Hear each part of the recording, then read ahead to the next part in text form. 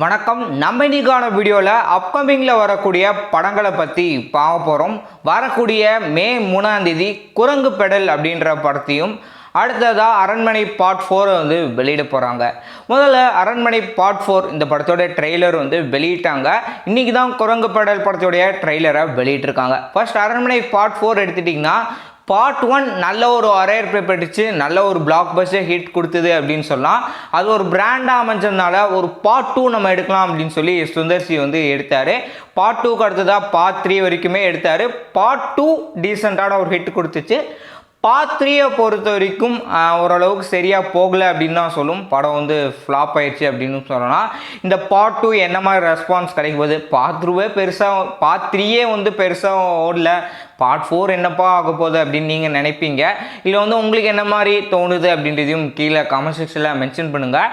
Part 4 பொறுத்த வரைக்கும் எனக்கு எப்படி ஃபீல் ஆச்சு ட்ரெய்லர் பார்க்கும்போதுன்னா, பார்ட் 1, பார்ட் 2, பார்ட் 3 இந்த மூணுலையும் எப்படி வந்து ஒரு த்ரில்லாக கொண்டு போயிருப்பாரோ, ஒரு ஹாரராக எப்படி கொண்டு போயிருப்பாரோ, வழக்கமாக சுந்தர்சியோடைய ஒரு ஹாரர் ஸ்டோரி மாதிரி தான் எனக்கு வந்து ஃபீல் ஆச்சு.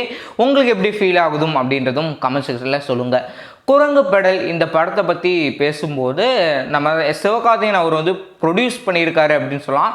அது மட்டும் இல்லாமல் இந்த படத்தில் பொதுவாகவே நம்ம தேட்டரில் போய் படம் பார்க்கணும் அப்படின்னா என்ன ஒரு டிஸ்க்ளைமர் மாதிரி என்ன போடுவாங்கன்னா, ட்ரிங்க்ஸ் அடிக்காதீங்க, ஸ்மோக் பண்ணாதீங்க, அதுக்கப்புறம் ஹெல்மெட் போடுங்க அப்படின்றதான் நம்ம வந்து டிஸ்க்ளைமராக பார்த்துருப்போம். ஆனால் இந்த ட்ரெய்லரில் விளையாடுறத வந்து ஒரு நல்ல ஒரு மோட்டிவேட்டாக வந்து கொடுத்துருக்காங்க.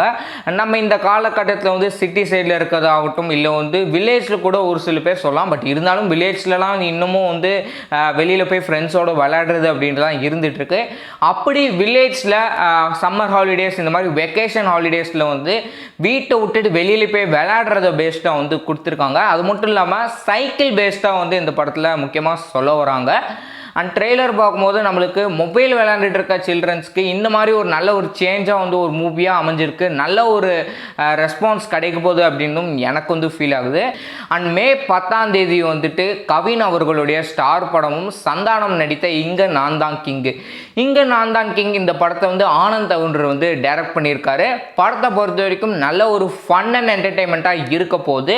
பாடல் அப்படின்னு எடுக்கும்போது இந்த அரண்மனை படத்தை ஆகட்டும், அதுக்கப்புறம் இந்த ஸ்டார், அதுக்கப்புறம் இங்கே நான் தான் கிங், இந்த 3 படத்துலையும் கம்பேர் பண்ணும்போது இங்கே நான் தான் கிங்கில் வந்து 2 பாட்டு நடந்து, குலுக்கு குலுக்கு பாட்டும் மாயோனே, அது வந்து மாயோனே வந்து நல்ல ஒரு ரொமான்டிக்கான ஒரு மெலோடி சாங்காக இருந்தது.